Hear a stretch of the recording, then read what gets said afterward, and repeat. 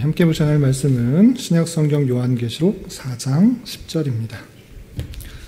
교회사 공부하기 전에 성경 말씀 한 구절 살펴보고 교회사 공부하도록 하겠습니다. 신약성경 요한계시록 4장 10절, 11절 두 구절만 함께 봉독하겠습니다.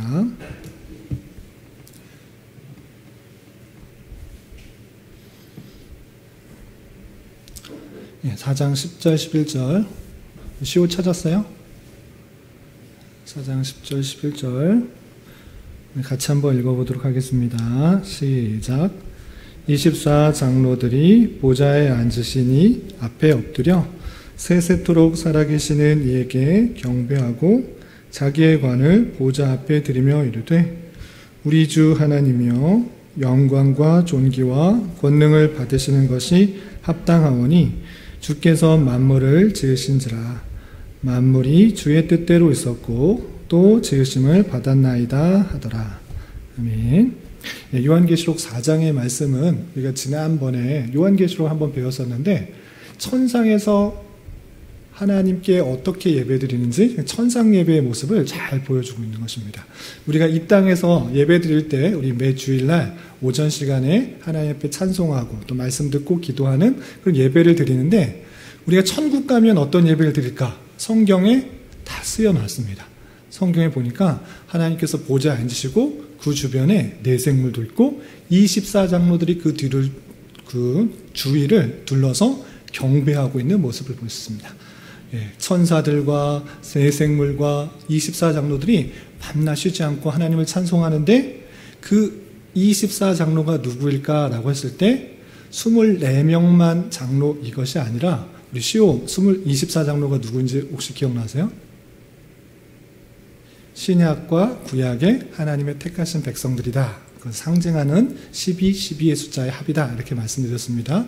그렇게 모든 성도들이 하나님을 찬양할 것을 보여주고 있는데 그 어떻게 찬양하는가 보았을 때 자기가 받은 면류관을 자기가 꼭 가지고 있을까요? 아니면 하나님 앞에 드렸을까요? 네, 하나님 앞에 면류관을 드려서 자기의 관을 보좌 앞에 하나님 앞에 드리면서 하나님께만 영광을 돌리는 것을 보였습니다. 내가 취할 영광은 하나도 없고 온전히 하나님께만 영광을 돌리는 그 모습을 우리가 볼 수 있는 것입니다. 그래서 우리가 조금 이따가 살펴볼 기독교 안에 여러 교파들이 있는데 그 중에서 가장 하나님께 영광을 돌리는 그런 교파가 어딘가 좀 생각해 봤으면 좋겠어요. 그리고 우리 어린 친구들이 있으니까 우리 웨스트민스터 소요리 문답 1문 아세요? 사람의 제일 되는 목적이 뭐죠? 하나님을 영화롭게 하는 것, 그리고 그를 영원토록 즐거워하는 것, 하나님께 영화롭게 하는 것, 하나님을 영화롭게 하는 것이 우리의 목적이에요.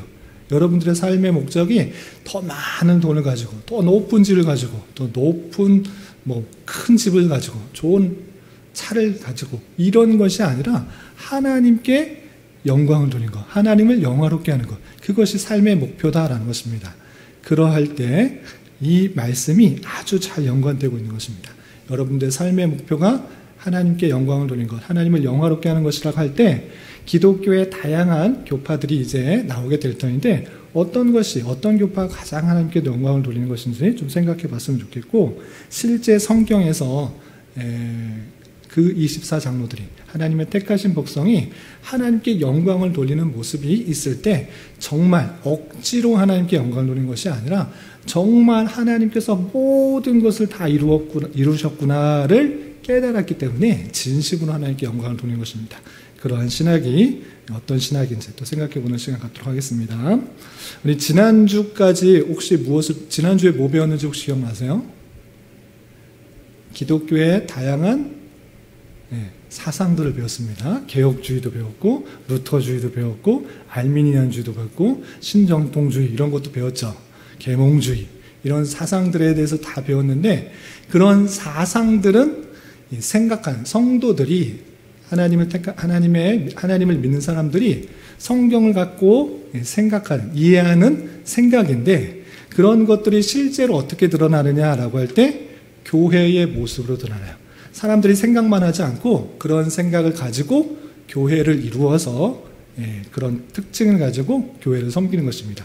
그런 교회들이 어떻게 실제적으로 역사적으로 드러나는지 살펴보도록 하겠습니다. 우리 종교개혁 때 로마 카톨릭이라는 큰 교회에서 개혁이 됨으로 말미암아 다양한 종파들이 나왔는데, 제가 순서대로 그 교환도 보시면 나오겠지만, 우리 주변에 보면 교회 앞에 혹시 의진이 교회 앞에 조그맣게 성결교 또는 침례교, 감리교, 장로교 써 있는 거 보셨어요? 못 보셨어요? 그런 거 못 봤어요? 아직 어려서. 시호는 본 적 있어요? 그런 것이 도대체 왜 나왔는가, 언제부터 나왔는지 생각해 보고, 또 그런 교회들의 특징은 무엇인가 좀 생각해 보는 시간 갖도록 하겠습니다. 제일 먼저 나오는 것은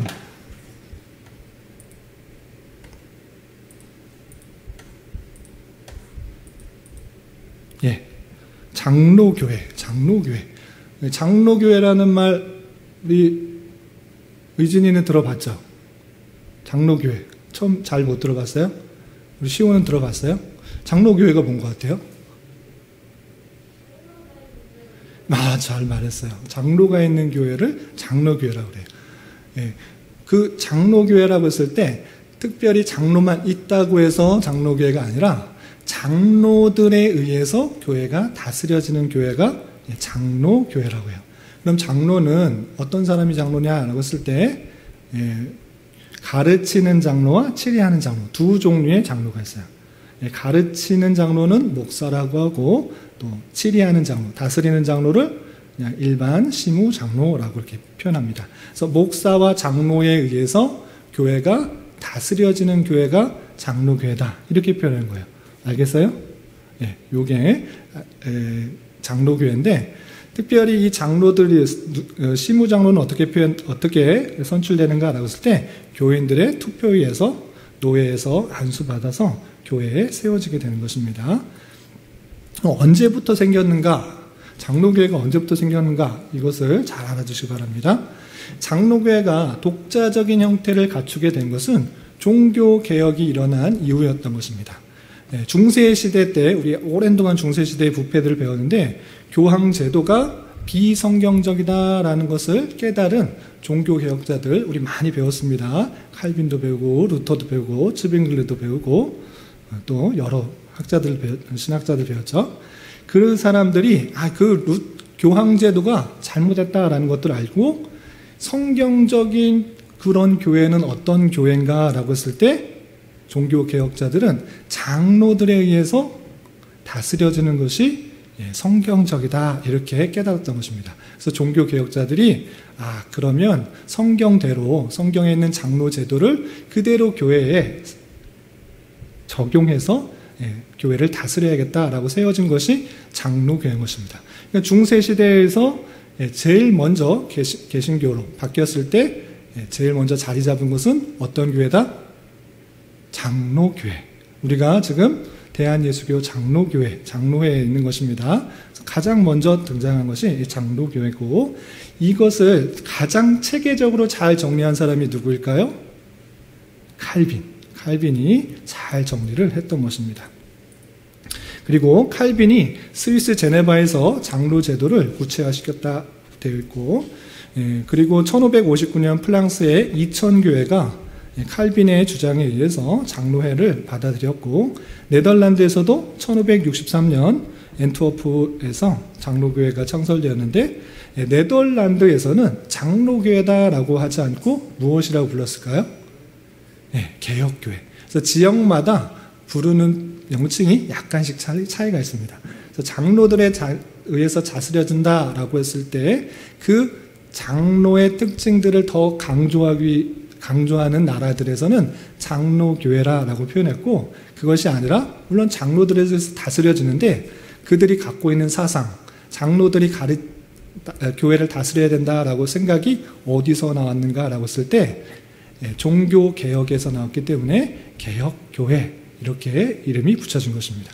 아시겠죠? 지역마다 개혁교회나 장로교회 이렇게 되어 있지만 큰 틀은 같다, 이렇게 보시면 되겠습니다. 그리고 장로교회가 가장 활발하게 추진된 나라는 어딜까요? 영국의 스코틀랜드였습니다. 종교개혁자 존 낙스, 시호 배운 거 기억나세요? 존 낙스가 스코틀랜드에 가서 1560년 장로교회 창립 총회가 열렸고, 그리고 그 총회를 통해서 스코틀랜드 국가가 우리나라는 장로교회 국가다라고 그렇게 선포했던 것입니다. 그래서 이 스코틀랜드는 영국과 미국 장로교에 확산하는 그런 큰 역할을 했고, 또 우리나라의 최초의 복음을 전해준 사람들도 여기 스코틀랜드 연합 장로교회 소속인 존 로스와 맥킨타이어 선교사였던 것입니다. 존 로스와 맥킨타이어가 우리나라에 직접 온 것은 아니고 중국의 선교사였어요. 근데 중국의 선교사인데 이 한국이라는 나라를 알아서 한국 사람으로 왕래하면서 한글을 배워서 이 성경을 복음을 한글로 번역해서 복음이 전파되게 되는 그 일들을 아주 잘했던 사람입니다. 그러니까 우리나라는 선교사가 먼저 들어왔을까요? 성경이 먼저 들어왔을까요? 선교사가 아니라 성경이 먼저 들어왔어요. 복음이 먼저. 그 성경을 한글로 번역한 그 내용이 먼저 들어가고 후에 선교사가 들어갔더니 벌써 성경이 번역된 성경이 있어서 놀랐다라는 그런 내용들도 많이 보게 됩니다.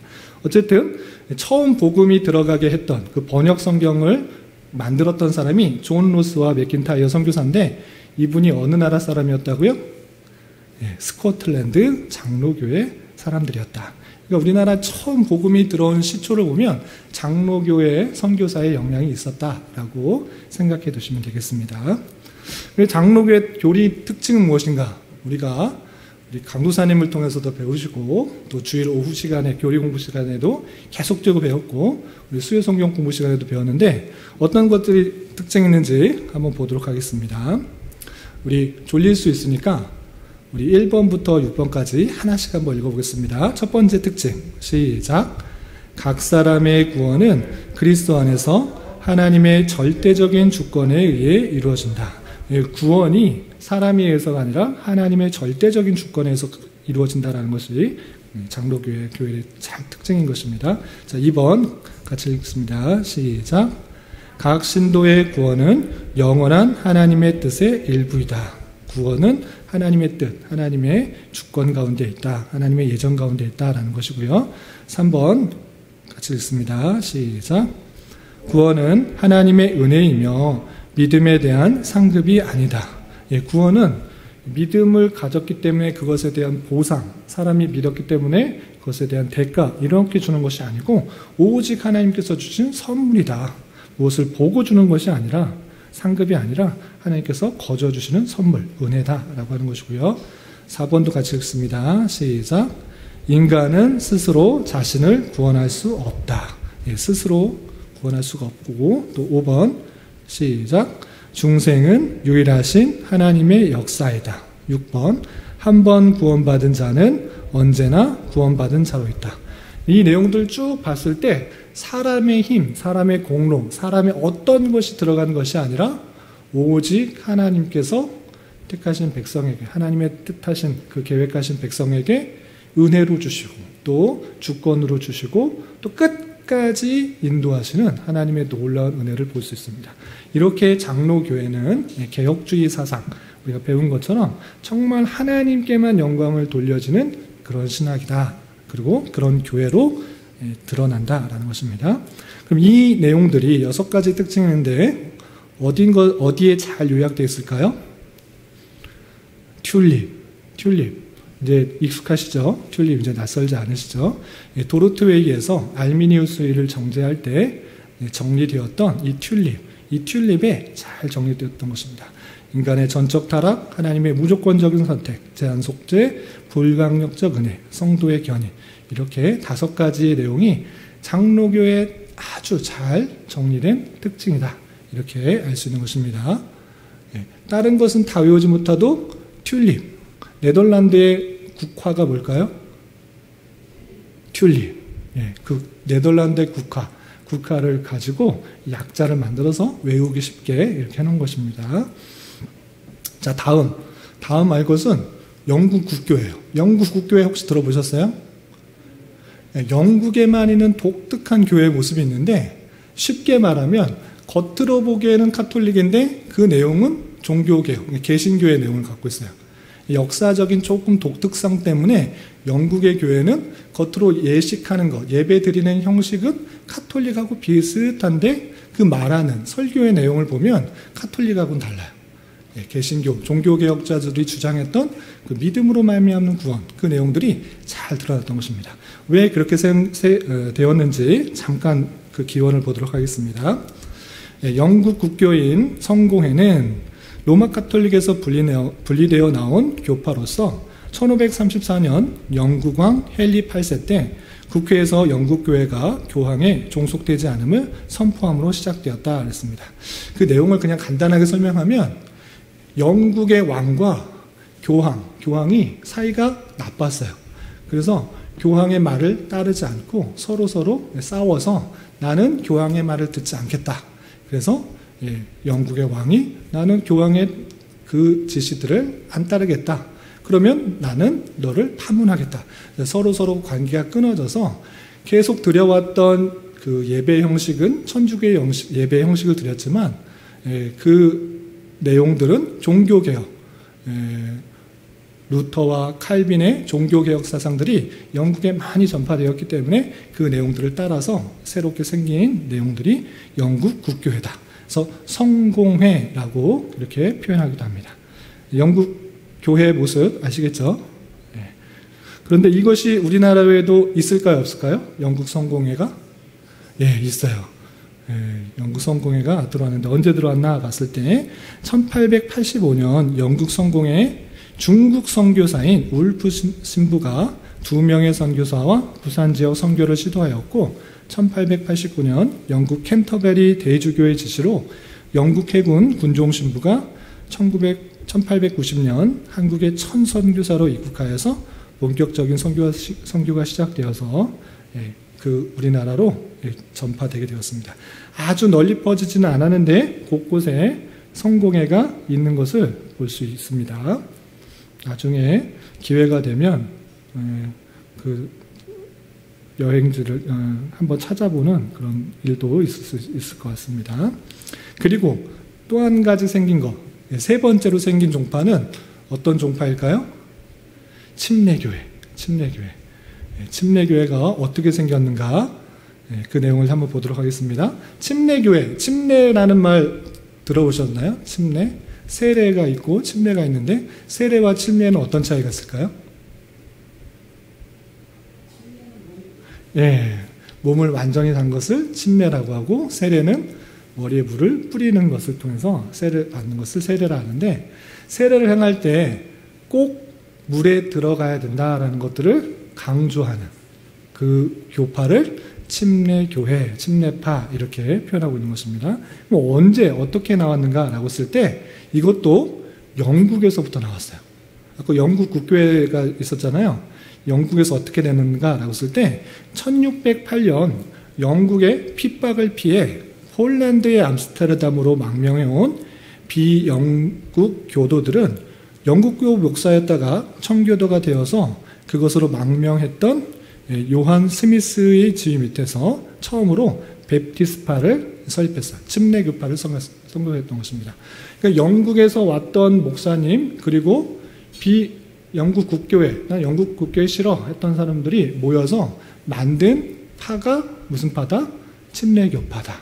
침례교파가 이때 생긴 것입니다. 그런데 이 사람들만 모인 것이 아니고 처음에는 제세례파와 합동하려고 했어요. 제세례파도 옛날 잘못 받은 그 종교개혁을 통해서 나타났는데 우리 기억나시는지 모르겠는데 종교개혁에서 그냥 종교개혁하는 것이 아니고 완전히 급진적으로 완전히 혁신을 해야 된다라고 주장했던 사람들이 누구라고 그랬죠?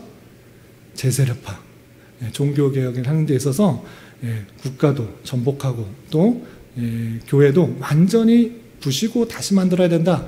급진적인 개혁을 추정했던 사람들이 제세례파인데 이 침례표와 제세례파가 처음에는 좀 어울렸어요. 그런데 이거 하면 안 된다. 찬성하는 사람보다 반대하는 사람들이 많아서 다시 헤어지게 되고 1612년 영국으로 돌아가서 런던이 영국이죠. 영국으로 돌아가서 침례교회를 세웠던 것입니다. 그래서 이후 18세기 영국 교회 침례회는 감리교 운동의 영향을 받아 각성 운동과 해외 선교 운동을 활발하게 했는데 1792년에는 영국 침례 선교회가 조직되어서 계속적으로 선교를 많이 했어요. 그래서 윌리엄 캐리를 영국 선교사로 파송하기도 하고 또 아도람 저스티슨이라는 사람을 미얀마로 파견하기도 하고 또 레토레트, 또 마틴 루터 킹, 빌리 그레엄 혹시 들어본 사람 있으세요? 누구 들어봤어요? 마틴 루터 킹. 마틴 루터 킹. 뭐 한 사람이에요? 사회운동. 흑인의 인권을 주장했던 그런 사람인데 이런 사람들이 다 침례교의 영향을 받아서 사회에 많은 영향을 끼치고 또 선교를 많이 나갔던 사람들이 이 영국 침례교에서 나갔다. 이렇게 이해하시면 되겠습니다. 우리나라 교회에서도 혹시 침례교 보셨나요? 침례교회도 적지 않게 있는데 우리나라는 언제 전파됐는가라고 쓸 때 1889년 선교사 팽익, 그 캐나다 선교사인데 개인 자격으로 입국했다가 다시 귀국하여서 1894년 한국 내지 선교회를 조직함으로써 침례교였던 팽익에 의해서 그 침례교가 계속적으로 들어와서 우리나라에 퍼지게 되었던 것입니다. 그럼 침례교의 특징이 무엇이냐? 이것이 중요합니다. 침례교에서 무엇을 말하는지 우리는 계속 장로교회 다니는 친구들이 많이 있기 때문에 침례교는 뭐 그냥 침례 하나보다 이 정도 생각하는데 그 차이점을 잘 알아두시기 바랍니다. 특징, 누구나 양심의 지시대로 성경을 해석하며 과학과 교육에 새로운 해석이 생길 때는 그에 따라 신앙을 수정할 수도 있다. 이렇게 말해요. 우리가 말하고 있는 것과 같아요? 달라요? 다르죠. 누구나 성경을 해석할 수 있다. 누구나 성경을 해석하는데 그것이 오류가 나지 않도록 조심해야 된다. 그리고 전체 성경에서 한 부분을 봐야 된다. 이런 것들을 많이 강조하는 것이 개혁주의, 장로교회의 신학이라고 하면 이 침례교는 누구나 읽을 수 있고 누구나 해석할 수가 있고 또 다양한 것들을 통해서 새로운 방법이 있으면 새롭게 해석할 수 있다. 이렇게 말해요. 그래서 침례교 목사님들 보면 자기가 말하는 신학과 다른 교회 침례교회 목사님과 말하는 것이 늘 같을까요? 다를 수 있을까요? 다르기도 해요. 장로교에서는 그렇게 말하면 안 됩니다. 장로교 목사님은 이 목사님과 다른 교회 목사님이 같이 말하게 되어 있는데 그것이 교리적으로 다르게 말하면 잘못됐기 때문에 노회적으로, 총회적으로 바로잡는 것이 마땅한 것입니다. 그런데 침례교는 이 교회에서 이렇게 말했다고 해서 저 교회에서는 다르게 말한다고 해서 전혀 타치가 되지 않아요. 그 목사님의 성경 해석, 이것을 강조하는 것입니다. 그래서 새로운 해석이 생길 때는 누구나 장식의 양심대로 신앙을 수정할 수도 있고 또 바꿀 수도 있는 그런 특징이 있어요. 이것이 침례교회입니다. 그리고 각 개인은 그리스도를 향해 마음 열고 그리스도께 경배할 수 있다라는 특징이 있습니다. 그리고 또 특징, 두 번째 특징이 있는데 각 교회는 독립적이에요. 장로교회는 지교회가 있고 노회가 있고 총회가 있고 그 교회 안에서 활동을 해야 되는 것입니다. 그런데 침례교회는 각 교회끼리 서로 간섭을 할까요? 안 할까요? 하지 않아요. 그냥 독립적이에요. 그것이 특징입니다. 그리고 교회와 국가에 있어서도 아주 강한 입장을 갖고 있어요. 처음에 만들어질 때도 영국 국교회가 그 영국 교회에서 그 사람들을 계속적으로 핍박하고 탄압했기 때문에 그것이 싫어서 나와서 만든 교회이기 때문에 국가와 교회는 완전히 분립해야 된다. 이런 것을 아주 강조한 것입니다. 국가에서는 어떤 것도 교회 안에서 좌지우지할 수 없다라는 것들을 강조하고 있는 것입니다.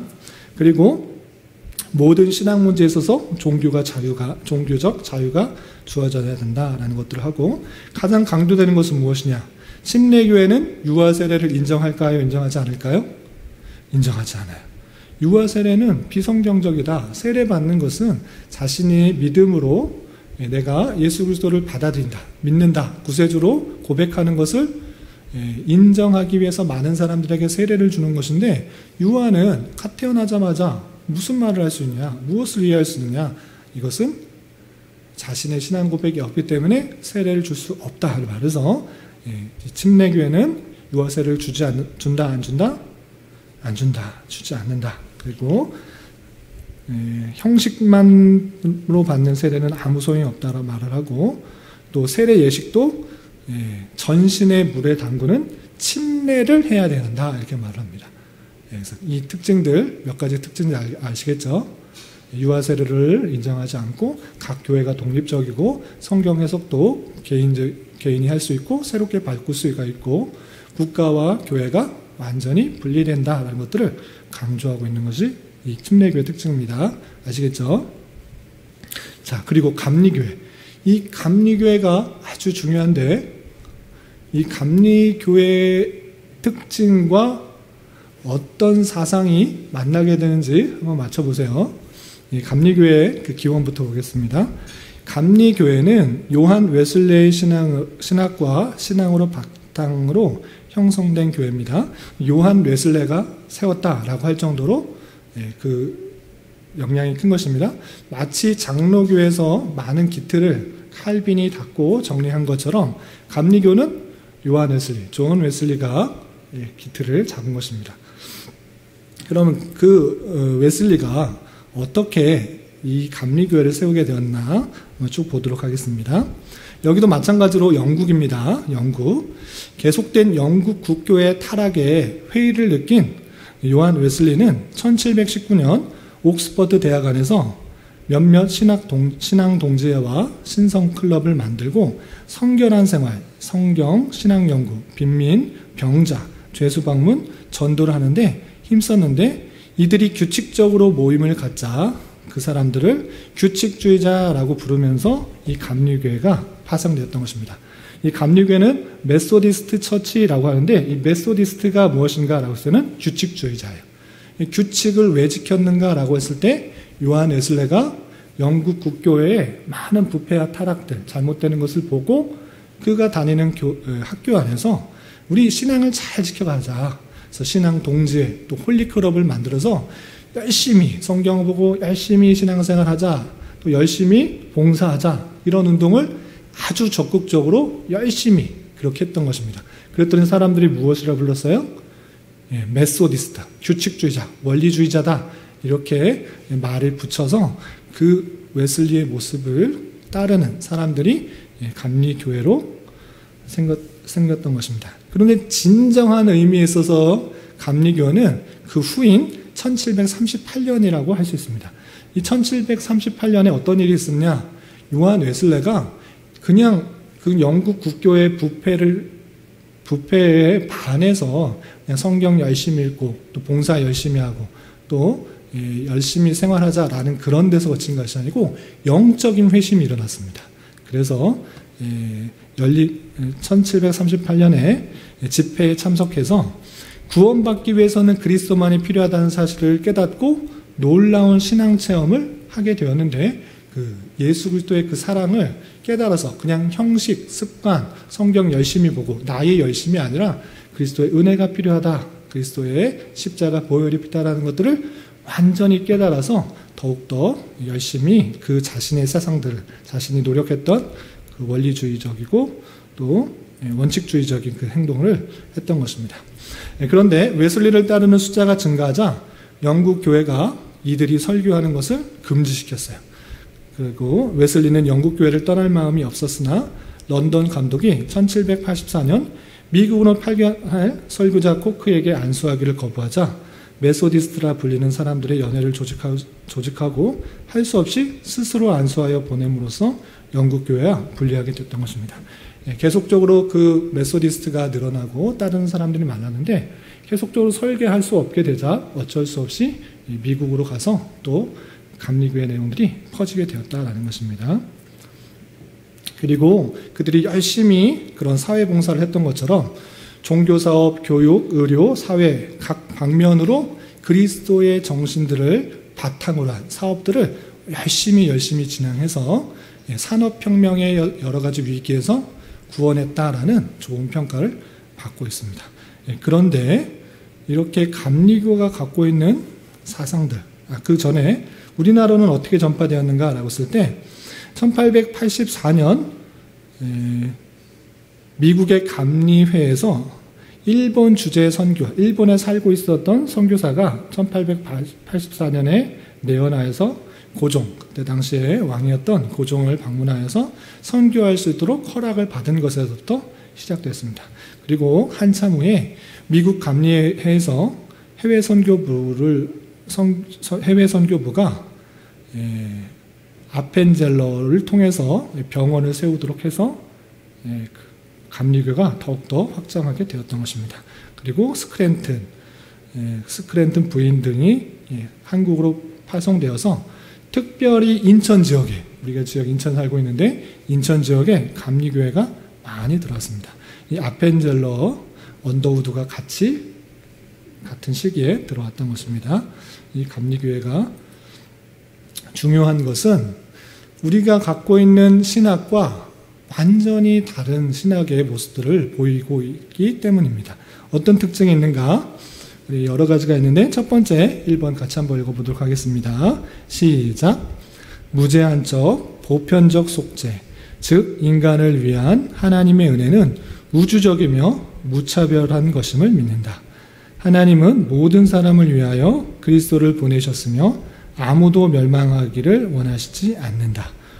아까 우리는 제한 속죄를 말했습니까? 무제한적 속죄를 말했습니까? 제한 속죄. 하나님께서 택하신 백성을 위해 이 땅에 오셨고 돌아가셨다. 이걸 말했는데 감리교는 그렇게 말하지 않습니다. 하나님의 은혜는 우주적이다. 무차별적이다. 하나님은 모든 사람을 사랑하시고 구원받기를 원하신다. 아무도 멸망하기를 원하지 않는다. 이렇게 표현합니다. 그리고 두 번째 특징 같이 한번 읽어보겠습니다. 시작. 인간의 타락과 원죄를 믿지만 그러나 자유의지까지 완전히 상실하는 것은 아니다. 타락, 원죄를 믿지만 완전히 전적으로 타락한 것이 아니라 사람에게 조금 남아있다. 하나님께서 많이 은혜를 주셔야지만 아주 작은 내가 결단하고 또 고백하는 그 의지를 발휘해서 믿어야 된다라고 표현하고 있습니다. 그래서 전적 타락을 믿는 것이 아니라 부분적 타락, 이것을 말하는 것입니다. 그리고 세 번째 같이 한번 읽어보겠습니다. 시작. 하나님께서 그리스도인의 완전과 하나님 나라의 확장을 위하여 사회 악을 제거할 위해 헌신할 것을 요구하신다. 감리교회는 여러 가지 사회 봉사를 많이 강조했다고 그랬습니다. 그래서 영향을 많이 끼쳤는데 그렇게 하나님 나라의 확장 그리고 사회 악을 제거해서 우리 열심히 일해야 된다. 하나님께서 우리를 그런 것을 부르셨다라고 해서 헌신하고 또 노력하고 하나님 나라에 확장해야 된다. 여러분들 각곳에서 열심을 가지고 행해야 된다. 이렇게 사람의 행위, 사람의 노력, 사람의 열심, 사람의 의를 강조하는 특징이 있는 것입니다. 또 네 번째 특징 같이 한번 바로 읽어보겠습니다. 시작. 믿음으로 말미암아 의롭게 되는 체험과 이생과 내세에서 성화됨을 믿는다. 믿음으로 말미암아 의롭게 되는 것, 이 신칭인데 거기서 그치는 것이 아니라 그런 체험이 이생과 내세에서 계속적으로 이루어짐으로 말미암아 성화, 거의 완전 성화를 할 수 있을 정도로 노력해야 된다. 이것을 강조하고 있는 것입니다. 여기를 통해서 우리가 이 사상이 무엇과 비슷한 것 같은 줄 알 수 있습니까? 무엇하고 비슷한 것 같아요? 네덜란드 도르트웨이에서 정제되었던 알미니안주의와 거의 내용이 같은 거예요. 이 웨슬리안은 이 알미니안주의를 갖고 있던 신학을 갖고 있던 사람이에요. 근데 알미니안이 도르트웨이에서 정제받았는데 이 웨슬리안은 그것보다 더 나가서 하나님의 예정을 그렇게 말하잖아요. 하나님의 주권과 예정을 더 강조하지도 않는 더 타락하고 부패한 성경에서 더 딴한 그런 모습들이 있는 것입니다. 알미니안도 도르트웨이에서 성경적 입장에서 정제되었고 이 사람 이것은 성경적이지 않다라는 것들로 정제되었음에도 불구하고 그 알미니안주의 사상들이 계속적으로 추구하는 사람들이 있었던 것입니다.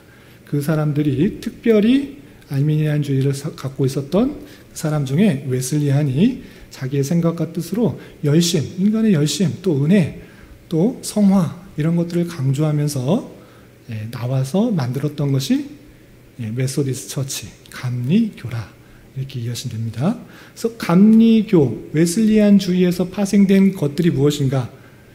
시간 관계상 다 할 수 있을지는 모르겠지만 구세군, 성결교, 오순절 이 교회들이 다 웨슬리안주의적인 그 내용들에서 다 파생되어서 나오는 것들입니다. 빨리 한번 해보겠습니다.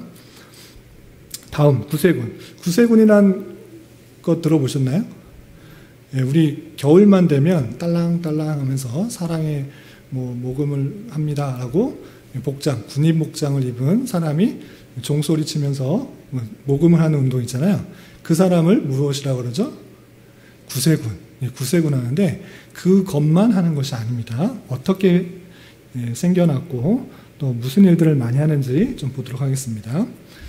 기원 먼저 보면 1858년 감리교 목사인 윌리엄 부스, 여러분들 교환에는 그림이 있는데 이 윌리엄 부스가 어느 교회 목사라고요?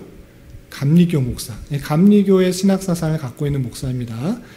그런 가운데서 열심히 사회운동을 하는 가운데 소외된 계층에게 전도하기 위해서 교파와 관계없이 런던의 빈민굴에서 전도를 시작하여서 놀라운 중생을 체험한 사람들이 많이 생김으로써 조직을 했던 것이 구세군이라고 하는 것입니다. 그래서 1875년 5월에 단체를 만들어서 구세군이다, Salvation Army다 라고 불렀고 윌리엄 부스가 초대 대장이 되었습니다. 여기는 대장이라고, 군대이기 때문에 대장이다 이렇게 표현합니다. 그리고 1912년 8월 20일 윌리엄 부스가 별세할 당시 약 59개국에 전파되었던 것입니다. 특징은 어떤 특징이느냐? 개인의 자유와 기회의 균등을 확보하는 군대적 조직을 채용하여서 세 개의 군세군을 한 명의 대장이 통솔하게 되어 있었고, 또 복장이나 직분도 군대식으로 하고 교회 밖의 사람들도 노방전도하는 데 있어서 군대식으로 전도하는 모습이 있습니다. 그래서 정말 암이라고 붙은 것처럼 조직과 그 모습들이 다 군대식으로 되어 있는 것을 볼 수 있습니다. 그래서 구세군들이 복장이 군인 복장하고 비슷한 것이 그런 이유가 있다라고 아시면 됩니다. 그리고 신학사상은 거의 감리교와 비슷한데 신조가 어떤 것이 있는지 잠깐 보겠습니다. 구세군의 모든 회원은 하나님의 은혜로 죄에서 구원받은 것을 고백하며 그들은 남을 구원하기 위하여 구원을 받은 군병으로서 믿지 않은 사람들을 그리스도께로 인도하기 위하여 헌신할 것을 생각한다. 성경을 보면 그리스도의 군사다 이런 표현이 있는데 그것을 문자적으로 열심히 적용하는 그런 특징이 있는 것입니다. 그리고 구세군 신문이나 발행물을 가가호 다니면서 전하고 불신자를 개인적으로 권면하고 가족을 신방하여 기도하기를 힘쓰고 특히 아이와 여자의 권위를 존중하며 여자에게는 남자와 동등한 권리와 지위를 인정하는 특징들이 있습니다. 여기까지 하시고 성결교회 보도록 하겠습니다. 성결교회 혹시 들어보셨나요? 성결교회? 주변에 성결교회라고 어떤 성결교 이런 표현들이 있는데 성결교도 마찬가지로 그 신학사상이 어디서부터 나왔는가? 웨슬리부터 나왔습니다. 알미니안주의와 거의 같을 뿐만 아니라 더 나아가는 그런 모습입니다. 왜 그러한가? 그 감리교 영향을 받은 거기서부터 출발했기 때문입니다. 그래서 그 기원을 보시면 성결교회는 18세기 감리교 요한 웨슬리의 완전 성화론 입장을 따라 19세기 미국에서 형성된 종파인 것입니다. 그러니까 요한 웨슬리가 강조하는 여러 가지 것들 중에 사회운동도 있지만 무엇도 있었냐? 성화를 많이 강조했단 말이에요. 근데 그것을 더욱더 강조해서 미국에서 나타난 교회, 종파가 성결교다라는 것입니다. 그러니까 언제 생겼냐 그랬을 때 19세기 말 미국 동부 또 중서부 지역에서 일어난 제2차 대각성 운동 때 피미 팔머, A.B. 심슨 등 중심으로 일어난 성결 운동을 출발점으로 해서 우리가 이 땅에서 더욱더 거룩과 성결한 모습으로 나가야 된다. 자유주의적 입장 그런 거 버리고 온전히 주님의 말씀으로 또 원리적으로 나가야 된다라는 것들을 강조했던 것입니다. 이런 그 미국에서의 성결교회 내용들이 일본까지 영향을 받아서 또 일본에서도 성결교가 확산되었고 또 우리나라까지 전파되었다. 이렇게 이해하시면 되겠습니다. 그래서 성결교도 마찬가지로 웨슬리의 성향을 받아서 미국에서 특별히 성결을 강조하며 성화를 강조하면서 자리 잡은 대각선 운동 때 자리 잡은 교파다. 이렇게 생각하시면 되고 일본을 거쳐서 우리나라까지 왔다. 이 정도로만 이해하시면 되겠습니다. 어떤 특징이 있는가? 1번 같이 한번 읽어보겠습니다. 시작. 성경을 근거로 하되 특히 중생, 성결, 재림, 신유를 성결해서 요체로 한다. 혹시 사중복음이란 말 들어보셨나요? 사중복음? 예, 성결교에서는 사중복음이라는 표현을 자주 씁니다. 사중복음이 뭐냐면 성경에서 정말 중요하게 생각해야 되는 것들이 있다. 4가지인데 그것은 중생, 성결, 재림, 신유 이거다. 이것을 말해요. 그래서 이것을 강조하는 성결교의 특징인 것입니다. 그래서 성결을 할 때 특별히 어떤 것을 강조하느냐 할 때 4가지를 강조한다라고 하는 것입니다. 그리고 아까도 말한 것처럼 전체적인 사상들은 웨슬리적인 신학이 감리교적인 신학 바탕 위에 특별히 이 4가지가 강조된다라는 것이고요. 그리고 교파주에 편입하지 않고 그리스도를 중심으로 하는 교회를 설립을 한다라는 것입니다. 나머지는 참고해 주시고 그리고 6번을 보시면 건전한 지혜와 성결한 정, 견실한 의지에 기초하여 개발적으로 신앙을 지도한다 하면서 지정의를 함께 거룩하게 하여서 성결하는 데 있어서 최선을 다하는 그 모습들이 있다. 그래서 성결교회는 웨슬리안적인 특징 가운데 성화와 지정의를 강조해서 나아가는 그런 특징이 있다 정도로 이해하시면 되겠습니다. 마지막으로 오순절교회를 보겠습니다. 오순절교회 혹시 들어보셨나요? 오순절교회 들어보셨어요? 오순절교회는 이 앞에서 나온 것보다 제일 최근에 나온 파라고 할 수 있는데 물론 한국 교파에서는 더 많은 것들이 있는데 세계적으로 봤을 때 7가지로 크게 나눈 것입니다. 7번째 교파는 오순절교회인데 언제 생겼는지 먼저 기원부터 한번 보도록 하겠습니다. 기원 보시면 일찍이 미국 교회 안에서는 오순절 성령의 역사를 동경하는, 되게 좋아하는, 바라는 그런 신자들이 오순절회라는 것들을 조직하고 있었습니다. 그런데 1898년에 이 회원들은 남부 캐롤라이주 안더슨에 모여서 따로 불세례 성결교회를 조직하였습니다. 이름도 불세례, 불 받아라. 불로 세례를 받고 오순절 성령이 임하여서 많은 사람들이 방언하고 놀라운 능력을 행한 것처럼 그런 것들이 오늘날 있었으면 좋겠다라는 그런 바람으로 회를 조직했던 것입니다. 이름이 불세례 성결교회였다고 합니다. 그리고 그 후 1년 만에 역시 같은 주의를 가진 사람들이 오순절 성결교회라는 또 한 개의 조직을 조직하여서 또 독자적인 형식을 예배하고 있었는데 이 두 단체가 합동하여서 만들었던 것입니다. 그래서 이 오순절 교회가 태어나게 되었던 것입니다. 그러면 이 교회가 어떤 특징들이 있는가? 이 교회가 퍼지고 해서 대한민국까지 들어오고 또 1932년 일제의 치하 때죠.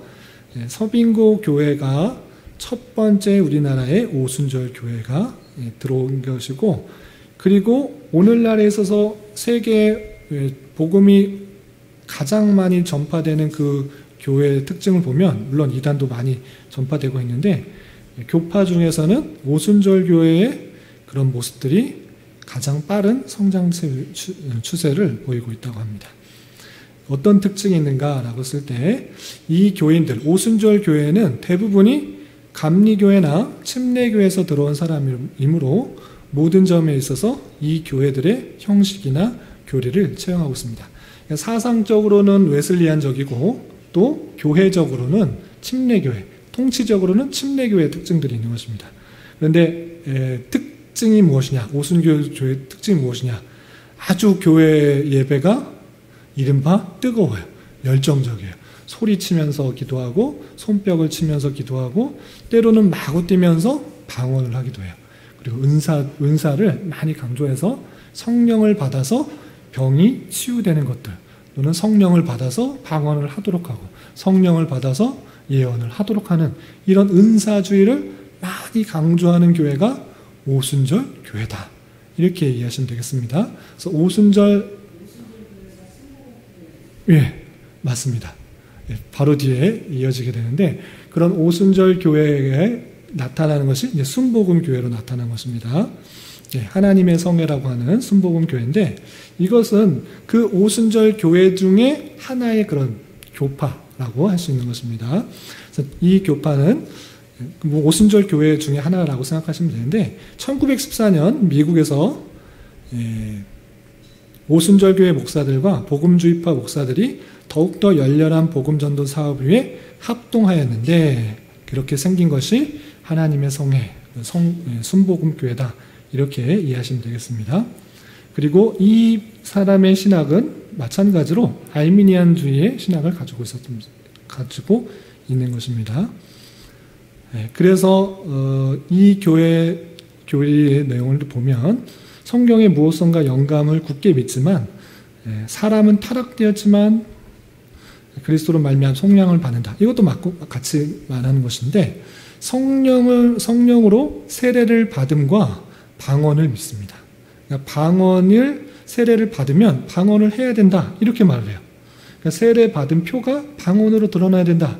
이렇게 말하는 좀 특징들이 있습니다.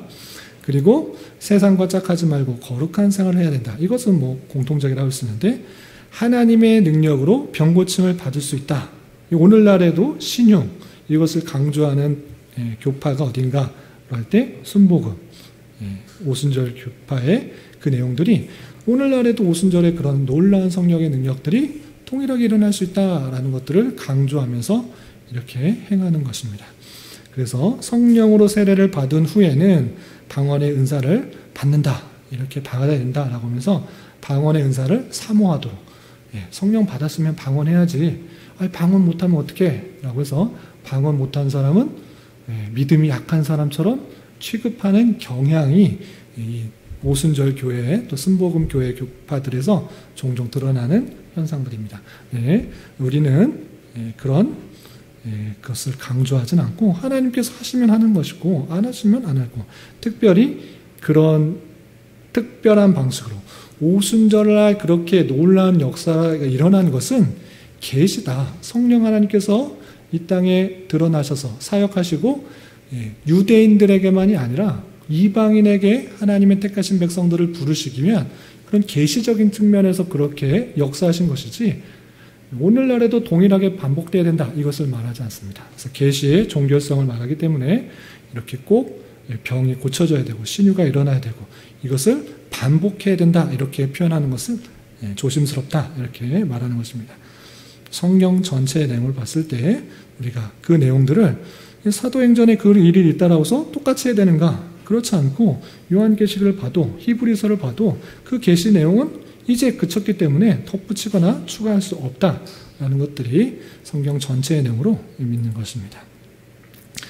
그리고 이 순복음교회 하나님 성회의 특징은, 각 개의 교회는 그 치리나 정치에 있어서 완전히 독자적이지만 구역적으로는 또 모든 교회를 목회하고 전도할 책임 있는 목사를 또 두어서 그것들을 또 목사를 세우기도 하고 또 안수하기도 하고 임명하기도 하고 또 직원을 두기도 하는 그런 특징이 있는 것입니다. 그리고 이 하나님의 성의 대표적인 교회가 어느 교회다? 순복음교회, 여의도 순복음교회가 가장 큰 교회고, 거기서 이제 또 빠져나와서 어느 성전 이렇게 표현하기도 하는데 또 나타나는 것을 보셨습니다. 여의도 순복음교회는 그런 하나님의 이른바 성령의 역사, 성령의 능력, 이런 것들을 강조하는 특징이 있다는 것입니다. 그래서 완전히 두 부분을 나누면 개혁주의 사상을 가지고 있는 장로교회와 그의 나머지 것들은 다 어떤 교회예요? 알미니안주의적인 그런 사상의 교회들이 대부분인 거예요. 교파들이. 그러니까 우리가 쉽게 접하는 그 교회들, 그걸 보면 우리와 다를 수가 있다. 다를 때 물론 역사적으로 볼 때 이것은 정제된 것으로 성경에서 받아들이지 않는, 성경과는 좀 전체 성경과는 다른 입장이다 라고 했음에도 불구하고 계속적으로 우리가 믿는 것, 우리가 경험한 것, 그것은 이것이다 라고 하면서 교파들이 다양하게 부파된 줄 알아. 이것 또한 하나님의 주권과 섭리 가운데 있음을 우리는 받아들여야 돼요.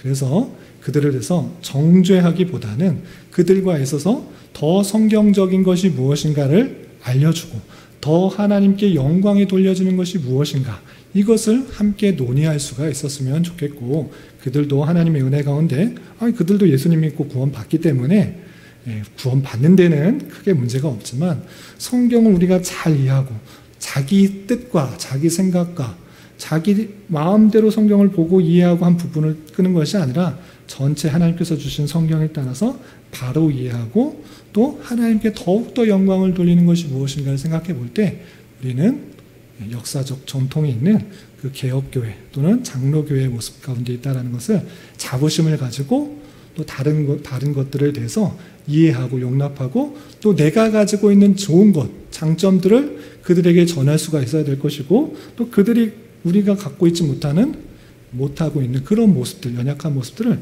그들을 본받으면서 또 우리가 고쳐나갈 것들은 고쳐나갈 수 있어야 되겠다라는 것입니다. 그래서 성화의 부분이나 또 사회적인 참여의 부분이나 우리가 하나님의 주권을 믿는다고 해서 아무것도 안 하면 잘못된 것입니다. 하나님의 주권을 믿고 하나님의 도구로 또 하나님의 몸으로서, 그리스도의 몸으로서 그 열심들을 가지고 살아가는 것이 마땅한 것인데, 그럼에도 불구하고 모든 것을 하나님께 주권을 돌리고 감사를 돌리고 영광을 돌리는 것이 우리의 삶이다, 이렇게 정리하면 좋겠습니다. 좀 어려운 내용이었는데 혹시 궁금한 거 있으시면 질문하시고, 없으시면 마치겠습니다.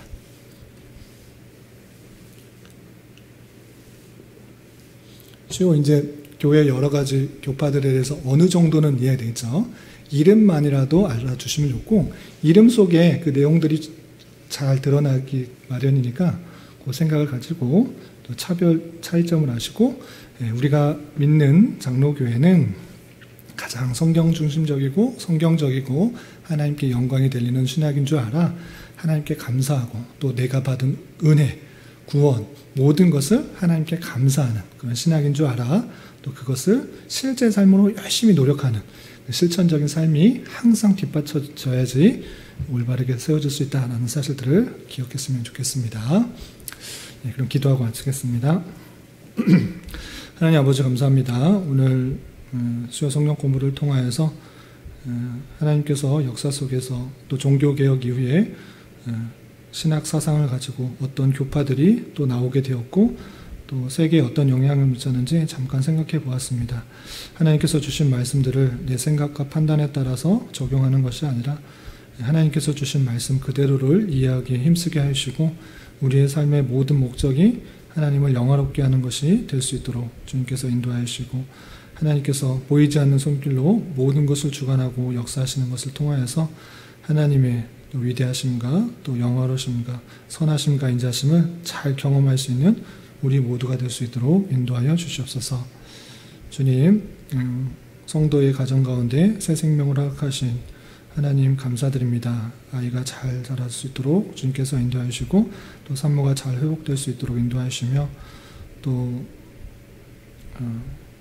육체의 질병으로 인하여서 병원을 치료받는 손길 주님께서 강건하게 붙들어 주시고 잘 치료되고 회복되어서 건강한 모습으로 하나님께서 맡겨주신 여러 가지 사역들을 잘 감당케 하여 주시고, 또 성도들 각각 기도하는 여러 가지 것들 주님께서 아시오니 가장 선한 것들로 응답하여 주시옵소서. 주님, 돌아오는 주일에는 전교인 1일 수련회가 있습니다.